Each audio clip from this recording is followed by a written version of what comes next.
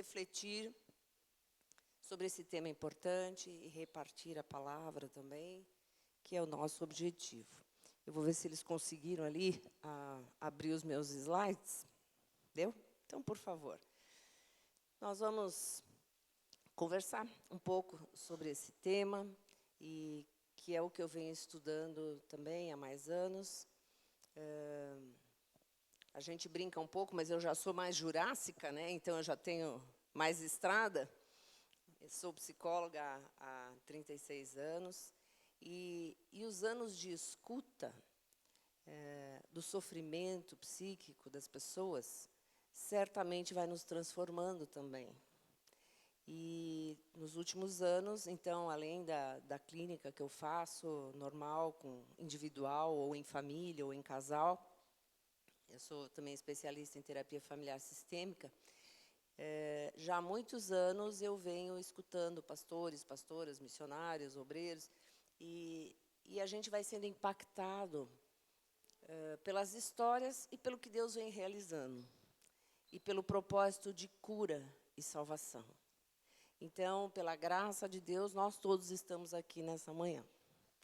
Então, vou compartilhar com vocês. Pode passar ali, por favor, o slide.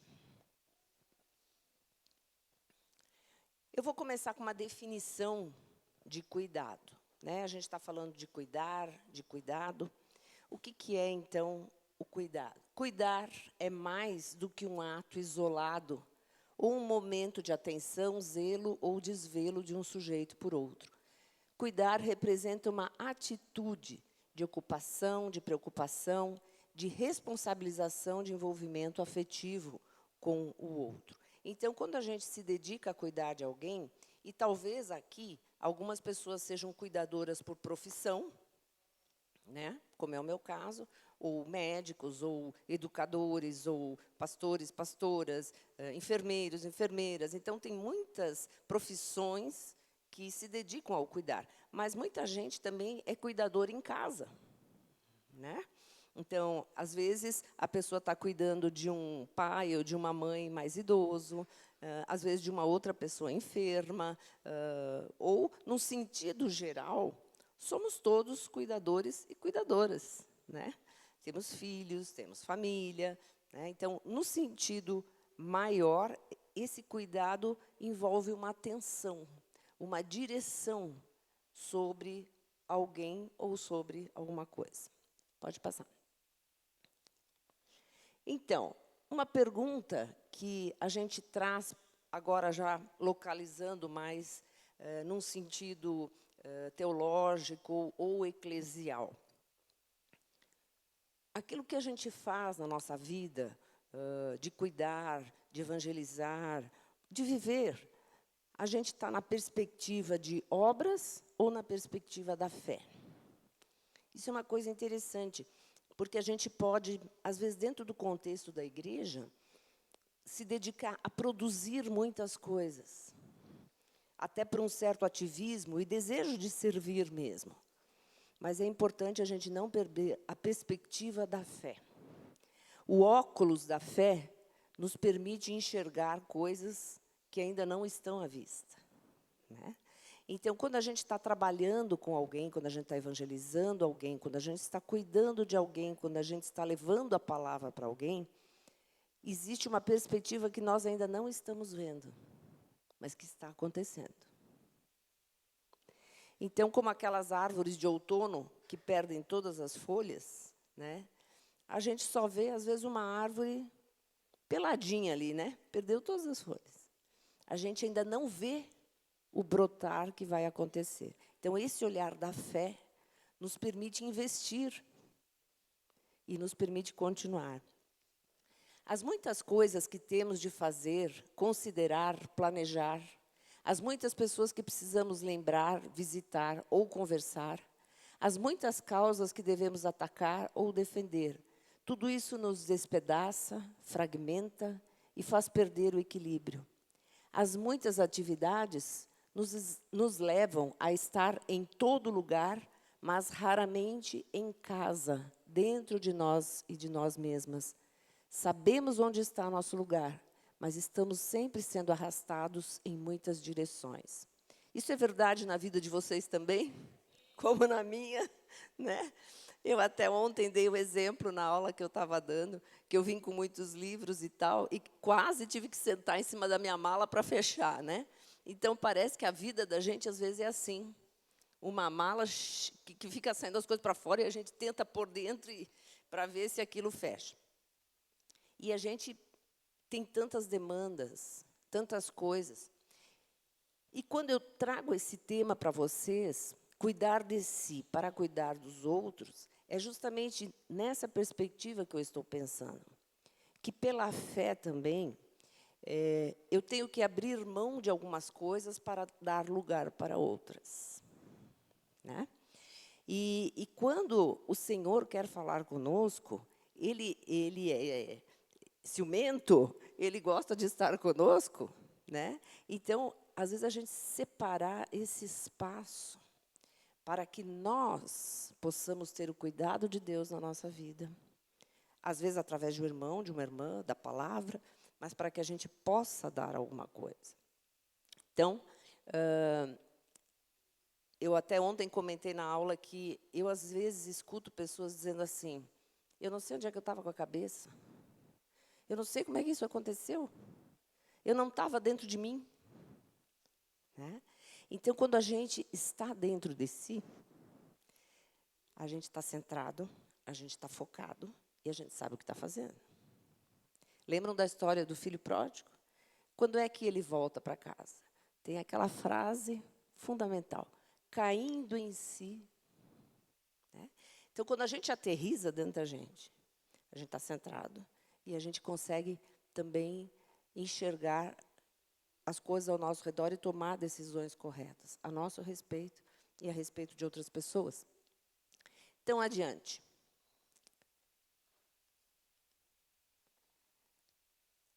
Nós somos convocados pela palavra de Deus a não nos inquietar.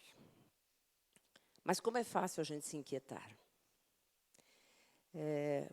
Hoje, um dos maiores índices de sofrimento psíquico está justamente na ansiedade, que é a gente se preocupar.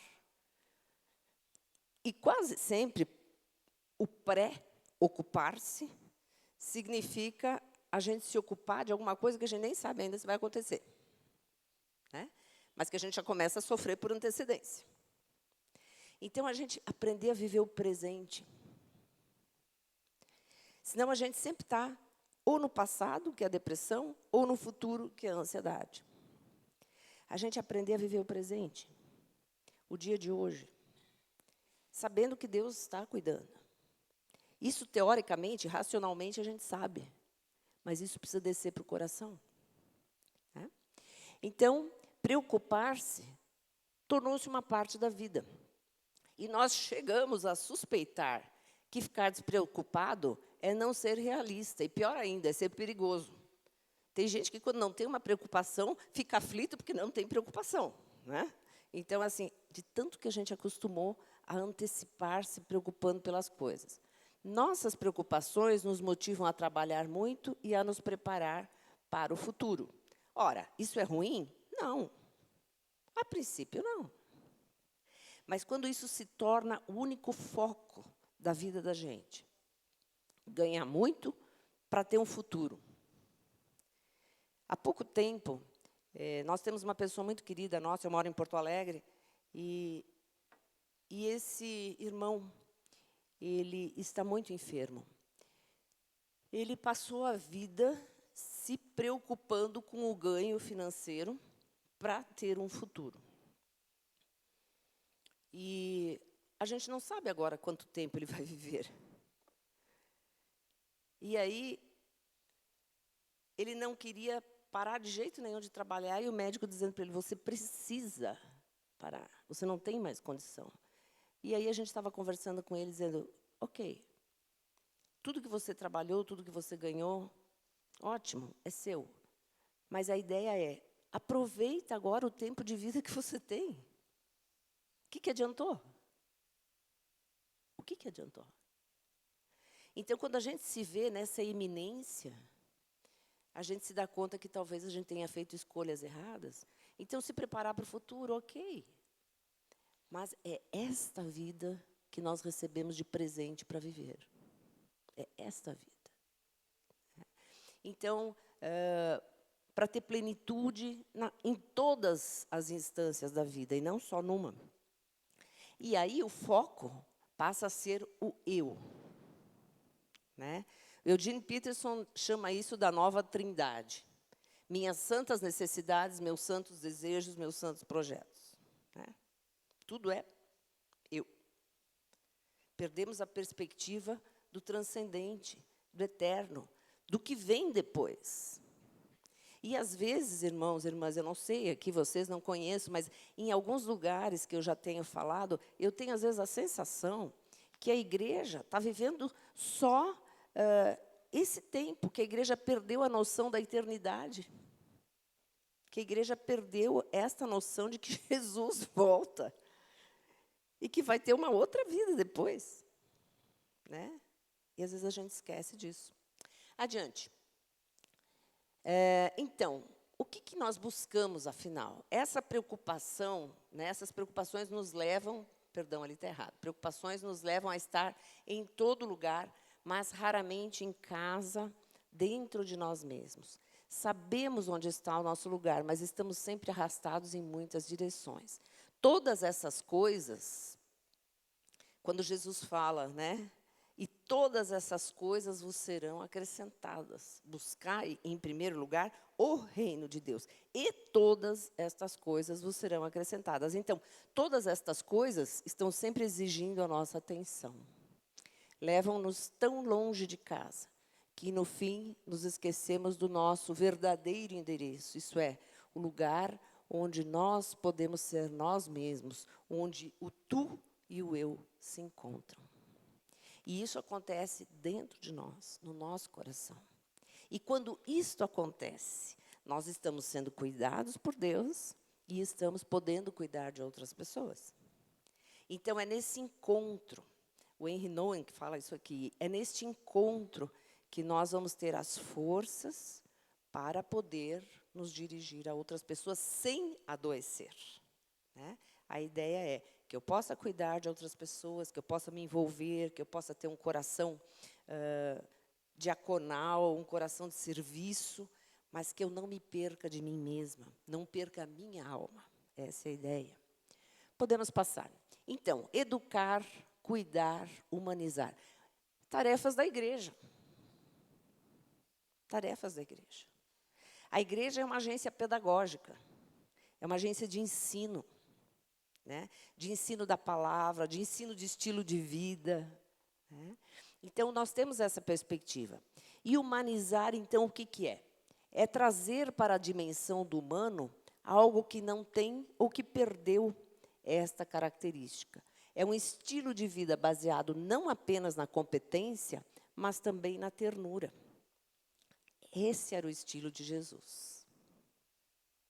Jesus, na sua época, dentro de tudo que ele fez, extremamente competente, mas com ternura. Jesus só era duro com aqueles que realmente não queriam mudar, ou que eram muito prepotentes, né, para isso. Mas, quando Jesus se dirige para as pessoas, mesmo para pessoas pecadoras, como aquela mulher pega ali, é com ternura que ele se dirige e faz diferença. Essa Bíblia Conselheira que está sendo lançada, ela tem essa perspectiva de profissionais da saúde que veem esse lado humano. Então, tem estudos ali, pequenos estudos, notas de rodapé, sempre dentro desta perspectiva da ternura, da graça de Deus sobre a nossa vida, que é o tema que o pastor Tiago também escreveu, né? Adiante. Então, o professor Gilberto Safra, da USP, em São Paulo, ele tem falado bastante sobre essa fragmentação do ethos no mundo contemporâneo. Então, ele diz uma coisa muito interessante. Ele diz assim, o ser humano, para que possa acontecer, precisa iniciar seu processo de constituição a partir de um lugar não físico, mas no lugar da subjetividade de um outro. ser encontrado por um outro ser humano que lhe dê esse lugar. Então, até quando nasce um bebê na nossa família, ele nasce primeiro na subjetividade desta família. Porque fisicamente ele ainda não está, às vezes, entre nós, às vezes as pessoas já têm até a ecografia, mas já existe um espaço para essa criança, ou não. Então, quando nós nascemos para alguém, nós nascemos primeiro dentro desta subjetividade. Eu já vi casais de muitas posses, realmente muito ricos, que criaram toda uma estrutura física para receber o filho ou a filha, mas não criaram ou não abriram um espaço emocional, subjetivo para essa criança.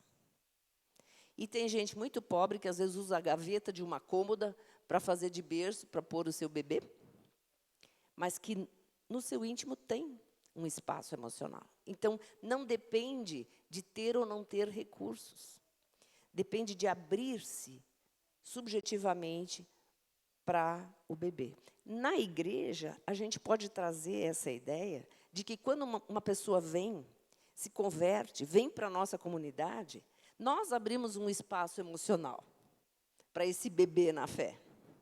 Nós recebemos essa pessoa. E aí vem todo o processo de educar pedagogicamente essa nova pessoa no caminho da fé. É o que vocês fazem, é o que nós fazemos.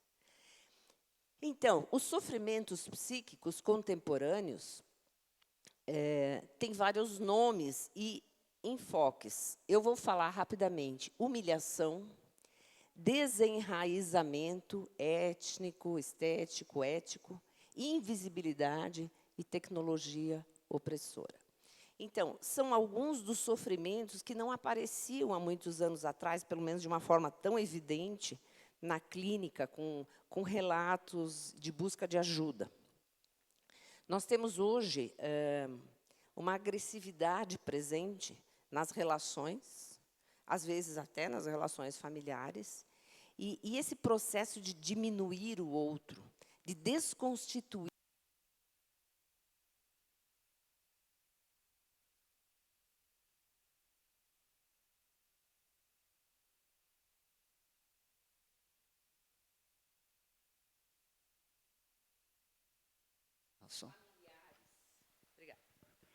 Por exemplo, corrigir os nossos filhos sem humilhar, né? Ter a sabedoria de dizer: não gostei disso, isso não está bom, faça diferente, sem humilhar, sem diminuir a pessoa, sem atacar a integridade da criança ou do adolescente, né? Eu posso dizer, por exemplo: o seu quarto está uma bagunça, favor arrumar, do que dizer: você é um relaxado, você é uma incompetente, porque daí eu estou atacando a integridade da pessoa, estou humilhando a pessoa, né? Fala o que tem que falar. Não gostei disso, favor fazer, né? Uma vez me perguntaram assim, como a gente fazer quando a gente não está concordando com alguma coisa. Eu já ouvi muitas vezes algumas pessoas dizerem, sem pensar, claro, não é por maldade: não faz isso que Jesus não gosta, não faz isso que Deus não gosta. Não, gente, vamos falar a verdade: não faz isso porque eu não gosto. Ponto. Deixa Deus fora da história, né? Então, assim, não oprimir, não humilhar. Desenraizamento, talvez muitos de vocês viveram isso aqui. Talvez muitos venham de outros lugares, de outros estados, de outras culturas. Tiveram que se acomodar num novo lugar. Isso traz uma marca nas pessoas, né? Porque algumas pessoas perderam contato com família, ficaram meio que sozinhos no mundo, não sabem mais quem eram os parentes, os primos, os tios. Isso é muito comum hoje. E isso traz também uma marca. Então, a igreja também é um lugar de acolher. Eu brinco que a igreja é um lugar de desenraizados, né? Os transplantados lá, que fala replantados, do Salmo 1. Aqueles que caminham juntos para o caminho do lar eterno. Então, a igreja também nos dá raízes para quem perdeu raízes, mas é um sofrimento grande para muitas pessoas. A invisibilidade, foi feita uma pesquisa na USP, em São Paulo, e um dos psicólogos que estava fazendo, não me lembro se era um mestrado ou doutorado, ele se vestiu de gari e ele ficou na lanchonete da Faculdade de Psicologia da USP, limpando as mesas, catando lixo, e ele cumprimentava as pessoas, e as pessoas que conheciam ele não respondiam, porque ele estava com uma roupa de gari. Então, essa invisibilidade, que às vezes a gente até pratica sem querer, de quase pular por cima de uma pessoa que está deitada na calçada, né? E de, quando tropeça em alguém que, de repente, é menos do que nós, não dizer nem desculpe. Então, será que alguém é menos do que nós, ou nós somos humanos? Eu fiz um curso com um professor de terapia familiar, ele é judeu, e talvez por causa das suas raízes judias e da sarça ardente, quando ele atende uma família, todo mundo tira os calçados. Fica todo mundo de pé descalço, inclusive ele. Ele diz que daí ficamos todos no mesmo patamar. Dá para entender? Né? Então, esse é um sofrimento grande, e a tecnologia opressora. Eu uso tecnologia, vocês usam também. Mas, assim, a gente não ser comandado pela tecnologia. Existe um botãozinho lá que a gente pode ligar e desligar, né? Na nossa TV, no nosso celular. Nós podemos comandar, por enquanto, né? Talvez daqui a uns anos mude. Mas a gente dá à tecnologia o direito de interferir na nossa vida, de interferir no nosso sono, de interferir nas nossas relações familiares, e ela acaba sendo opressora, ao invés de ser libertadora.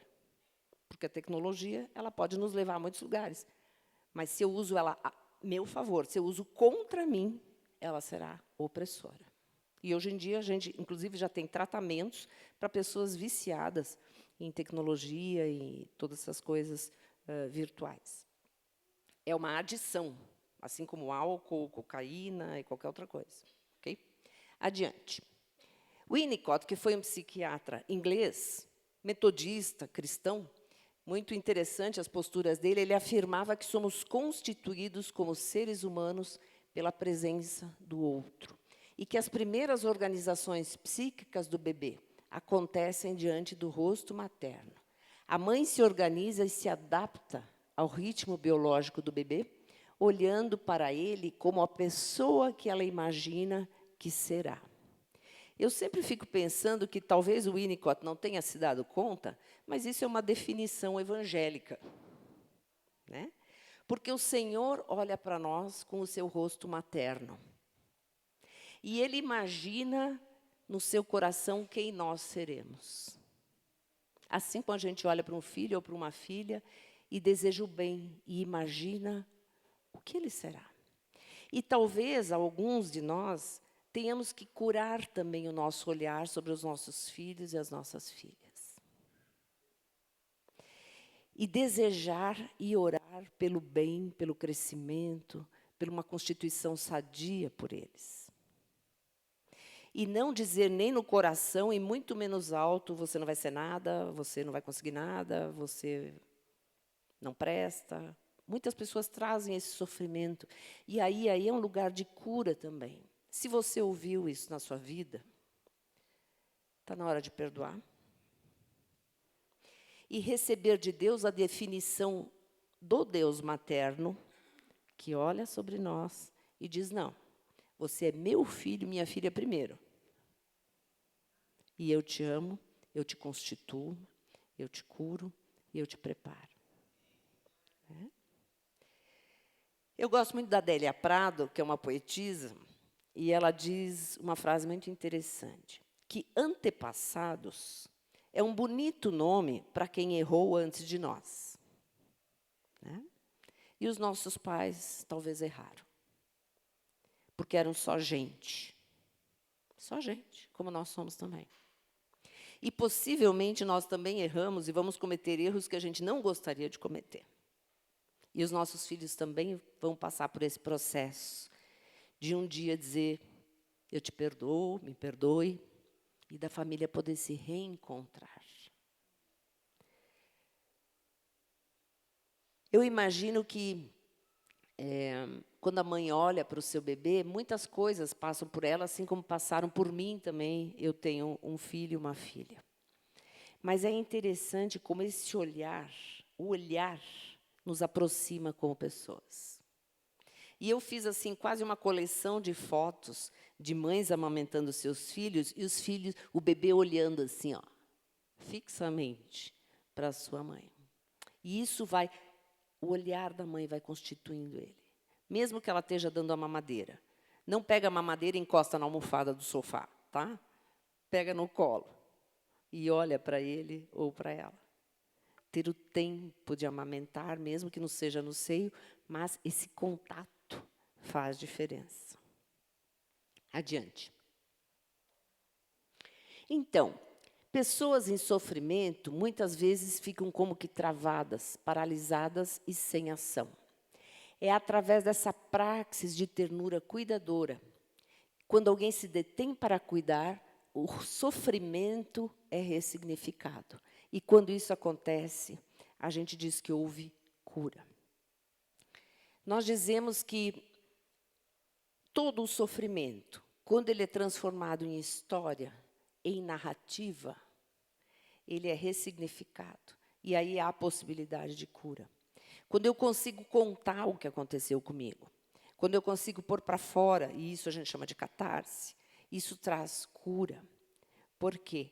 Porque, de alguma forma, alguém se torna testemunha do nosso sofrimento, mesmo que já tenha acontecido há muitos anos.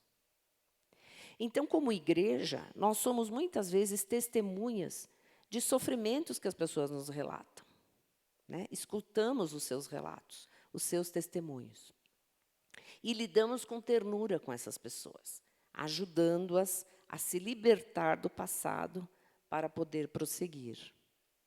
Então, liberta-se o gesto, a ação, promove-se saúde. É, portanto, essa atitude de cuidado e a expectativa que se tem que devolve à pessoa o potencial ativo e criativo. Muitas vezes, isso leva um tempo, isso é um processo, isso não é mágico. Né? As pessoas se darem o tempo, às vezes vem, a conversa volta, e às vezes volta, e às vezes volta, e a gente vai escutando e ajudando a pessoa a prosseguir. Adiante? Mas, por óbvio, nós só podemos dar o que nós temos. Winnicott afirma que o que adoece o ser humano é a perda da esperança. E, para ele, a pessoa está mais adoecida quanto menos esperança tem. É a esperança que leva o indivíduo a se colocar em marcha, em devir. É a possibilidade de ir além. E, para cuidar dos outros, precisamos aprender a cuidar de nós mesmos, de nós mesmas. Então, a nossa definição de evangelho é esperança. Né? Então, é uma esperança não passiva, mas é uma esperança ativa. É uma esperança que vai estudar, é uma esperança que vai buscar um concurso, é uma esperança que nos leva além. Né? E não nos deixa parados, estagnados. A esperança nos coloca em movimento. A paralisia é curada e a gente pode prosseguir. Além? Podemos passar. Então, o cuidado integral de si mesmo, volta, isso, é assumir responsabilidades por si. As instituições podem e devem trabalhar nesse sentido, mas professores, educadores e todos nós que somos cuidadores em geral, podem ser preparados para se cuidar. É capacitar a pessoa para detectar e lidar com o cuidado excessivo ou com o descuido. Eu falei isso bastante ontem na aula, que esse cuidar de si não é uma coisa narcísica, assim, eu vou me amar tanto que eu não vou nem fazer nada que é para não ficar cansada. Não é nesse sentido. Né? Mas quando nós estamos dentro de nós, centrados, a gente toma os cuidados devidos com a própria pessoa, com o próprio ser, e aí nós podemos cuidar de outras pessoas.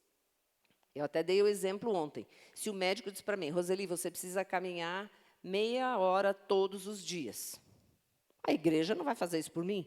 Eu preciso decidir, levantar e caminhar. Porque isso vai fazer bem para a minha saúde. Então, a gente assumir a responsabilidade por si mesmo. A gente brinca que depois de uma certa idade, só da gente ficar ruminando uma ideia, a gente já engorda uns 3 quilos. Né? Então, antigamente era fácil perder peso. Hoje, para mim, não é. E eu tenho que cuidar, e eu tenho que caminhar, e eu tenho que fazer um cuidado pela alimentação. Né? E assim, essa responsabilidade é minha. O Senhor pode ajudar, pode abençoar a minha vida, mas Ele não vai nos infantilizar. Né? Deus não infantiliza. Ele faz crescer. E, normalmente, as crises e as adversidades é que vão nos dar musculatura para a gente nadar contra a corrente. E isso também eu penso, sempre estou nessa perspectiva de família, de que também para os nossos filhos, a gente não infantilizar, mas, na devida proporção, dando atribuições. Ontem eu até perguntei, vou perguntar aqui também, quem é que com 13, 14, 15 anos já ajudava em casa e já tinha algum tipo de trabalho? Levanta a mão. Já trabalhava, né? E a nossa tendência qual é? Poupar os filhos. Não é? A nossa tendência é poupar. E a gente, querendo ou não, de repente até com algum sofrimento, isso nos formatou e deu musculatura para a gente sobreviver. Eu fico pensando nos próximos anos, se as questões políticas, econômicas mudarem drasticamente e nós enfrentarmos, e já estamos enfrentando situações adversas, como é que os nossos filhos vão sobreviver? Se eles não tiverem criatividade, musculatura e confiança e esperança. Então, nós educarmos nesse sentido, preparar para sobreviver. Né? Os meus filhos, até um tempo atrás, reclamavam que eu sempre fui muito exigente com eles. E fui. Né? Tipo assim, afofando e empurrando, sabe? Mas sem só afofar. Mas hoje eles reconhecem que eles têm, e eu vejo comparando eles com outras pessoas da mesma idade, da faixa dos 30 anos, que eles sabem por pensar por si mesmos e têm musculatura para sobreviver. Mas não é fácil. Enquanto a gente está na formação, enquanto eles são menores, a nossa tendência é poupar, fazer por eles. Né? Mas não infantilize, lembra disso. Então, podemos passar? Como ir ao encontro de si mesmo? Né? Para a gente poder estar dentro de si, para a gente poder cônscio de si, cuidando de si para cuidar dos outros. Como é que a gente faz esse processo? Jesus, por exemplo, não disse para Marta que ela deveria ficar o dia todo sentada abastecendo o coração. E não há dúvida que a vida do próprio Jesus foi muito atarefada. Então, ele esteve ensinando seus discípulos, pregando às multidões, curando os doentes, expelindo demônios, respondendo perguntas de inimigo e de amigo e andando de um lugar para o outro. Jesus estava envolvido em tantas atividades que se tornava difícil ter um tempo sozinho. Mas a Bíblia nos diz em vários trechinhos que ele se retirava para orar. E procurar em silêncio e solidão falar com o seu Pai. Esse é o grande diferencial. Nós podemos estar cheios de coisa para fazer. Mas se eu tirar aquele meu momento de sentar na presença de Deus e dizer, Senhor, eu vim, eu estou aqui. Vou abrir a Tua palavra para que Tu possas falar comigo. E é nessa perspectiva de conversa com o nosso Pai amoroso que nós vamos nos reencontrando e voltando para dentro de nós mesmos. Adiante. Esse é meu gato, tá? E como vocês veem, ele está morto de preocupação. Ele não pensa se vai ter comida para amanhã, se alguém vai escovar o pelo dele. Ele deita e dorme. Eu digo a teologia do gato, né? Então, assim, eu trouxe isso como uma lembrança bem-humorada de que nós precisamos aprender realmente a descansar em Deus. Que Ele vai cuidar de nós. Eu faço a minha parte, eu trabalho, eu não fico o dia inteiro na rede me balançando, pensando que Deus vai me sustentar, né? Eu faço a minha parte, mas eu creio que a bênção, quem dá, é Ele. Adiante. Então, a igreja, como uma comunidade terapêutica, ela tem, obviamente, uma função.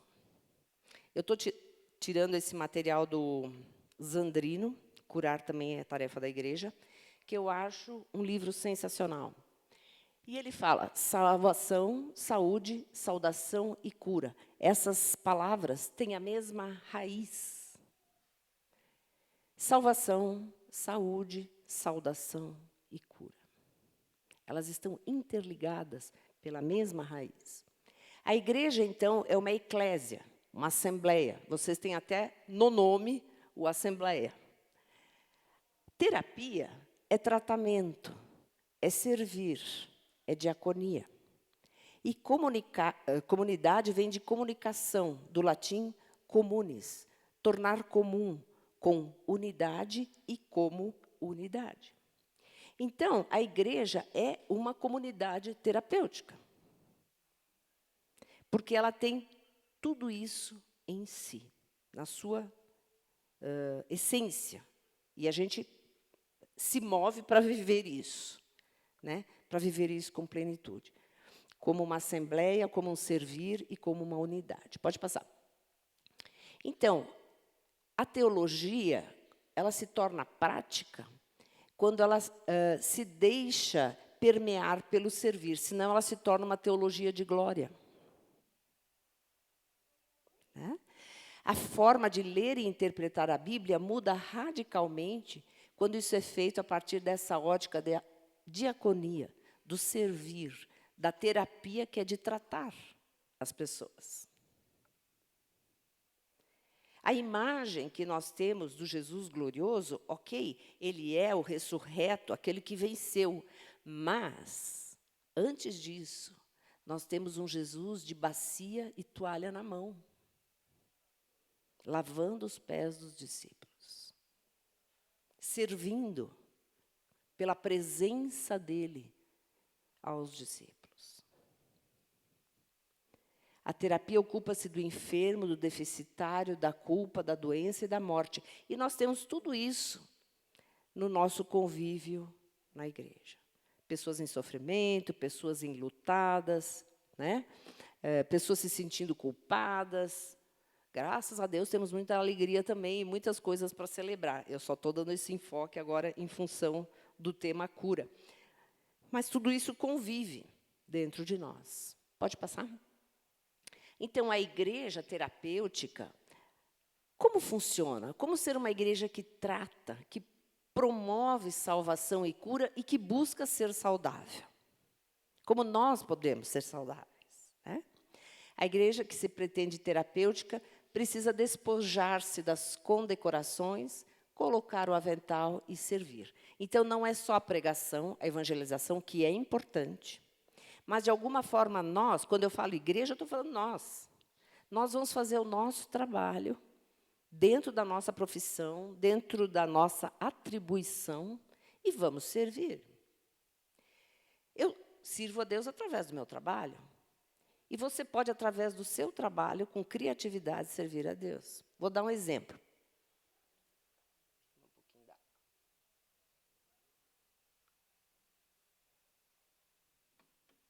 Eu tenho uma colega, psicóloga, que foi criada por uma família de alto poder aquisitivo e agnósticos, não acreditavam em nada. e nunca teve nenhum acesso a qualquer tipo de religião na sua primeira infância. E era uma criança muito depressiva, ela relata. E foi trabalhar na casa deles uma senhora que era filha do Deus vivo. E esta senhora, lavando, cozinhando, fazendo comida, conversava com ela, cantava cânticos da igreja. E isso foi alimentando o coração dessa criança. Na sua adolescência, ela se converteu ao Senhor Jesus. A família, de imediato, mandou a pessoa embora, com a alegação que estava fazendo uma lavagem cerebral na cabeça dela. Mas, mesmo sem poder frequentar a igreja, ela manteve aquela boa semente no seu coração. E, na vida adulta, ela foi procurar uma igreja, é membro de uma igreja, serve a Deus a partir da sua profissão também. Porque aquela serva do Deus vivo exercitava exatamente isso aqui. Sabia quem ela era e, através da sua profissão, ela dava o seu testemunho de fé, dentro do que ela podia. Então, Deus vai te dar criatividade para onde você estiver, né? Você ser a cara do Pai. Quando nasce uma criança, às vezes a gente diz, é a cara do Pai. Nós precisamos ter a cara do Pai, né? Que as pessoas olham para a gente. Às vezes elas não sabem bem. Uma vez uma paciente me perguntou, afinal, Roseli, o que tu é? Né? Eu perguntei, como assim? Ela disse assim, tu parece crente, mas tu não parece assim crente. Talvez por causa da estampa, assim, né? Aí eu comecei a rir. Eu disse, sim, eu sou cristã. Né? Então, de alguma forma, ficar o bom perfume de Cristo no ar. Adiante. A palavra misericórdia vem de miséria e coração. Ter um coração que sente e que vai além de si mesmo. Então, quando Jesus olhava o surdo, mudo e suspira, é sentir a miséria da vida daquela pessoa e o coração fica movido. Lucas nos fala para dar ao seu povo conhecimento da salvação na remissão dos seus pecados, pelas entranhas da misericórdia do nosso Deus, com que o Oriente do alto nos visitou, para alumiar os que estão assentados em trevas e sombra de morte, a fim de dirigir os nossos pés pelo caminho da paz. Lucas 1, 77 a 79. Então, Deus se move nas suas entranhas de misericórdia. Que nós possamos também ser movidos e que a miséria humana com que a gente convive todos os dias não nos afaste pelo mau cheiro, mas que pelas entranhas das misericórdias a gente possa, como igreja, se aproximar de todos os que cheiram mal, sejam ricos ou pobres. Né? Porque a miséria humana habita também palacetes. Né? E que a gente possa, de alguma forma, ir fazendo essa diferença. Adiante. Então, a igreja, como uma comunidade terapêutica, ela vai obedecer a alguns princípios terapêuticos, que são aceitação, confissão, perdão, oração intercessória, contato físico e serviço. Eu vou rapidamente ver um pouquinho deles, para não passar muito do horário de vocês. Pode passar. Então, a aceitação é como Jesus nos ensina, ir ao encontro do outro como Ele mesmo fez.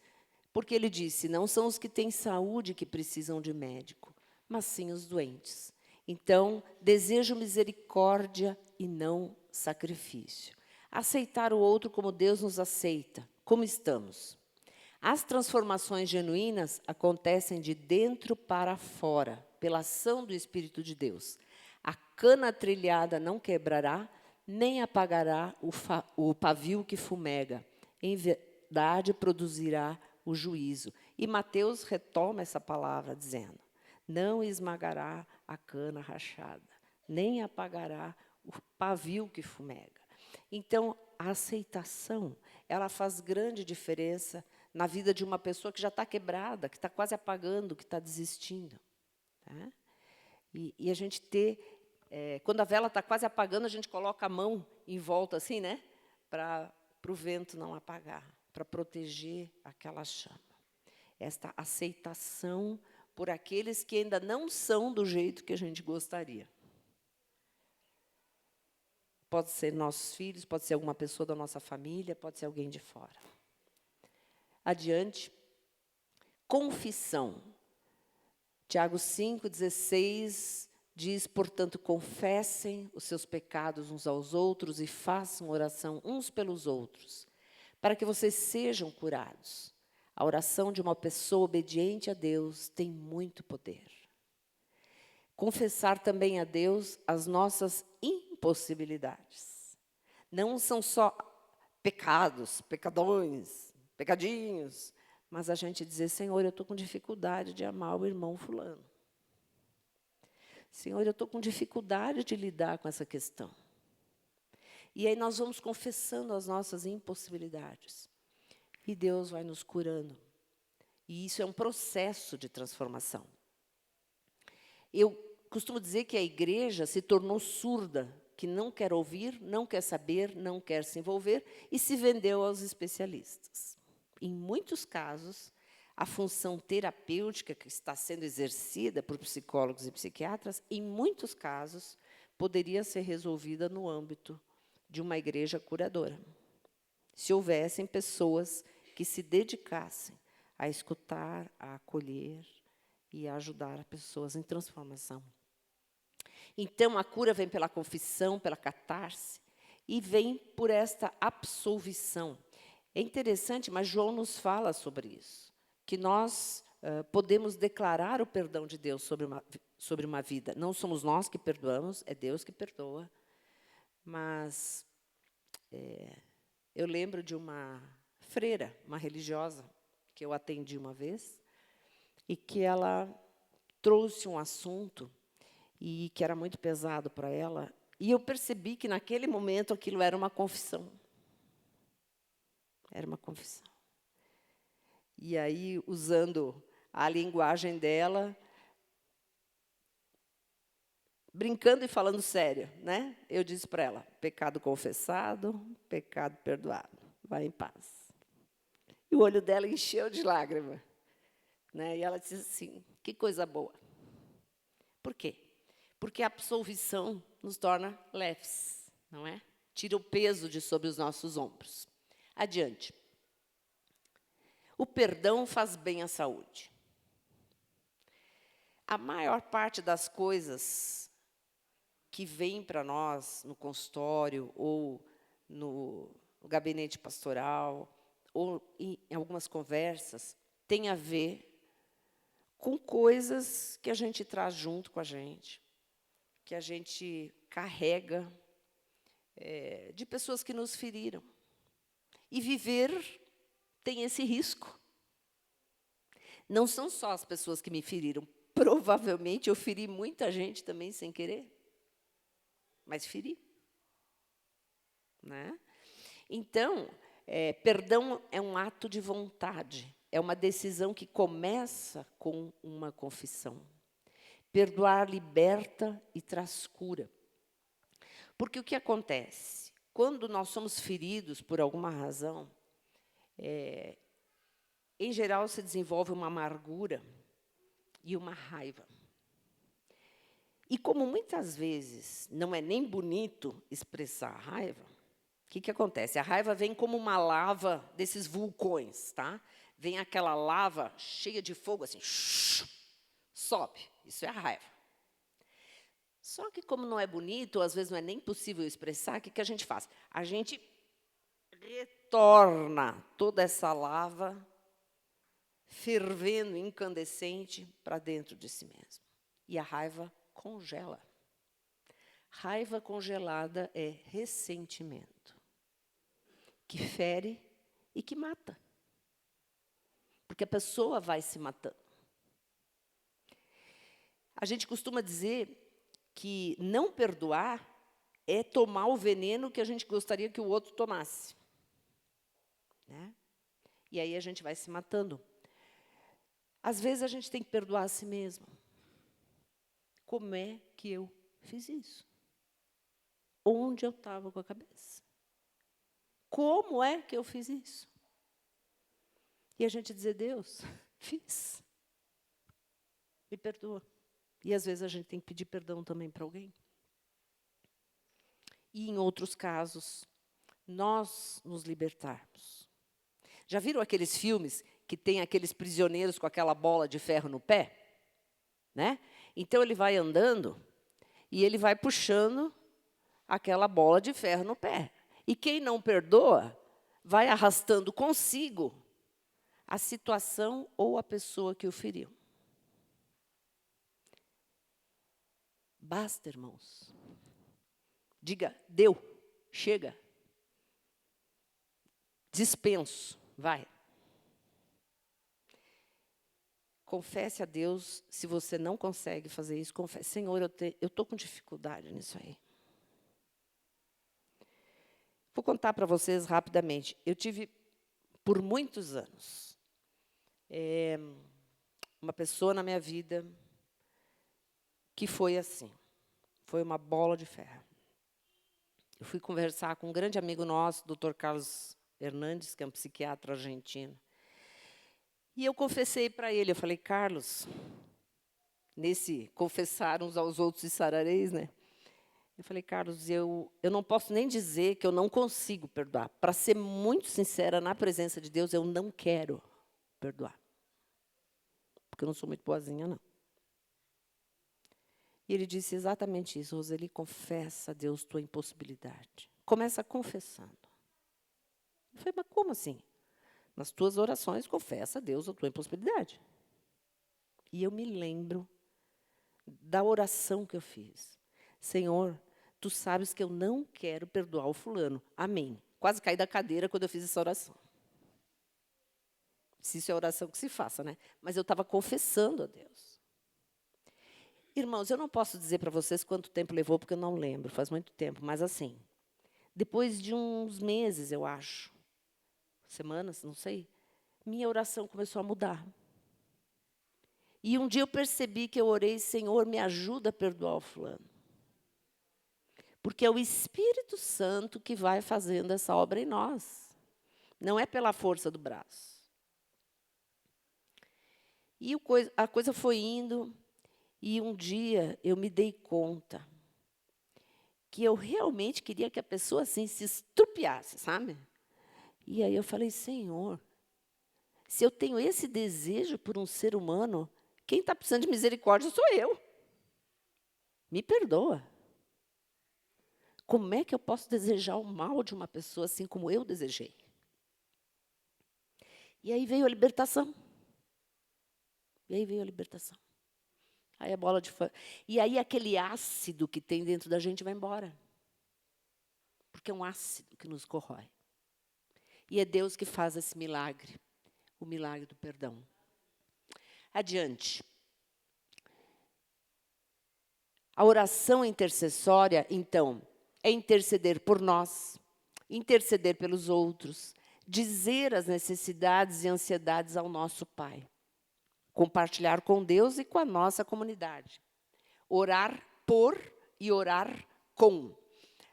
Às vezes, vamos supor, orar com o seu filho e orar por o seu filho. Tem gente que ora pelos filhos. Ore, então, com os filhos, citando o nome do esposo, da esposa, da pessoa que você está trabalhando. Ore com ela e por ela. Ore por você também. E Paulo nos ensina, com súplicas e ações de graça. Não faça só a lista do que está faltando. Senão a tua contabilidade fica tendenciosa. Né? A gente precisa fazer a lista do que falta e a lista dos agradecimentos. E a lista dos agradecimentos nos renova a esperança. Vocês lembram daquele velho hino? Conta as bênçãos, conta quantas são? Recebidas da divina mão, uma a uma, dize-as de uma vez, e as de ver surpreso o quanto Deus já fez. Não é? Então, a gente contar as bênçãos e recontar. Adiante. O contato físico vem pela terapia do abraço, né? Abrace primeiramente as pessoas da sua família. Esse é o suprimento emocional. As disrupções acontecem quando o nosso egoísmo e a nossa dureza provocam a nossa própria carência. E a gente fica seco e vulnerável. Então, assim, às vezes a gente se dá conta que dentro de casa, a gente, às vezes, demonstra menos afeto com as pessoas fora de casa. Né? Então, eu brinco, mate a sua família de susto, abraça e beije todo mundo. Né? Então, as pessoas até vão dizer, ué, o que deu? Né? Não, estava com saudade de você. A gente poder dizer para as pessoas que a gente ama, que a gente os ama. Né? E é importante isso. Todo mundo gosta de ouvir. Né? Então, vamos exercitar esse abraço. Né? Jesus não olhava para partes de pessoas. Hoje a gente tem uma erotização muito forte, que é olhar para partes das pessoas. Jesus olhava a pessoa como um todo. Né? E quando a gente começa a curar o nosso olhar dessa erotização que existe toda na mídia, a gente olha as pessoas como um todo. E olha como Jesus olhava, respeitosamente. Podemos passar? O serviço, então, como decorrência do amar a Deus. A diaconia é o modo da igreja fazer diferença no mundo. O mundo não sabe o que acontece dentro da igreja, em geral, não. Mas a sociedade observa como as igrejas lidam com os excluídos, com os necessitados, com os enfermos, e, ao longo dos séculos, alguns realmente têm feito isso. Jesus, no tempo que viveu aqui, todos corriam para ele. E ele se misturava com o povo e com os pecadores. Jesus não tinha medo de gente pecadora. Né? Então, a gente poder... Quando a gente é curado por dentro, a gente consegue olhar para as pessoas, ver as necessidades delas e enxergar com o óculos da fé, como eu disse, o que Deus fará e o que Ele já está fazendo. Né? Quando uma pessoa vem até a gente, quando a gente encontra com uma pessoa que a gente vai ajudar, Deus já está agindo. Não sou eu que vou curar a pessoa. Deus chega primeiro. E já está agindo. Adiante. No Evangelho de Marcos, 6:34, diz: os apóstolos reuniram-se a Jesus e lhes relataram tudo o que tinham feito e ensinado. Havia muita gente indo e vindo ao ponto deles não terem tempo para comer. E Jesus lhes disse: venham comigo para um lugar deserto e descansem um pouco. Então eles se afastaram no barco para um lugar deserto. Mas muitos dos que o viram retirar-se, tendo-os reconhecido, correram a pé de todas as cidades e chegaram lá antes deles. Quando Jesus saiu do barco, viu uma grande multidão. Teve compaixão deles, porque eram como ovelhas sem pastor. Você precisa de um barquinho. Isso é uma metáfora, a não ser que alguém tenha um barco de verdade. Mas, assim, o barquinho é um lugar onde, às vezes, a gente tira um tempo para estar com Jesus. Porque quando a gente chegar lá do outro lado, os problemas já vão estar esperando a gente lá, não tenha dúvida. Né? As demandas todas. Então, nesse tempo de travessia, que nós estamos no barquinho com Jesus, nós vamos descansar. O tempo de barco pode ser literalmente um barco, para alguém que gosta de pescar, ou uma casa de campo de alguém, ou um camping onde você abre sua barraca e fica um tempo lá.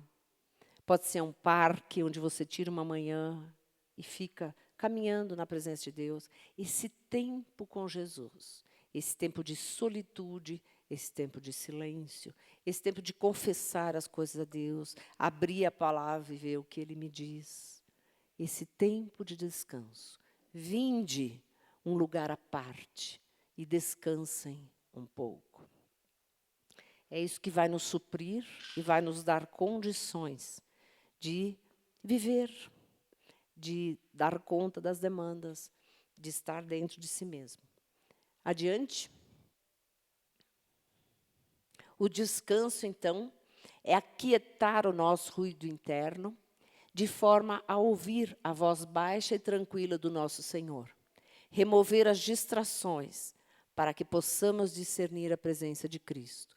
Um tempo e um espaço exclusivo para o amado da nossa alma. A gente tem tempo para um monte de coisas. Tem tempo para até ficar, às vezes, horas no Face ou no WhatsApp, né? E dar ao Senhor o tempo, que é, no final, o nosso descanso. Adiante. 2 Coríntios 4 nos relembra, esse tesouro nós carregamos em potes de barro. O tesouro é precioso, mas o potinho é de barro. Não é nem de ferro para não ser pesar demais, não é nem de cristal para ser frágil demais, não é nem de ouro para a gente não se achar, mas é de barro. Então, ter respeito por essa constituição, que foi Deus que escolheu, nos fez do pó, do barro, e ter esta consciência daquilo que Deus já investiu em nós, daquilo que Ele já nos trouxe, daquilo que Ele já nos concedeu. Cada um de vocês, cada um de nós, já tem um tesouro precioso dentro desse pote de barro. Então, não esbanjar, se não espalhar de qualquer jeito, mas como um tesouro precioso, e tirando na medida do necessário. Que Deus nos abençoe na sua graça, na sua bondade, na sua misericórdia, e que nós possamos, todos e todas nós, como igreja, render graças ao Senhor pela nossa vida e pelo que Ele tem feito por nós.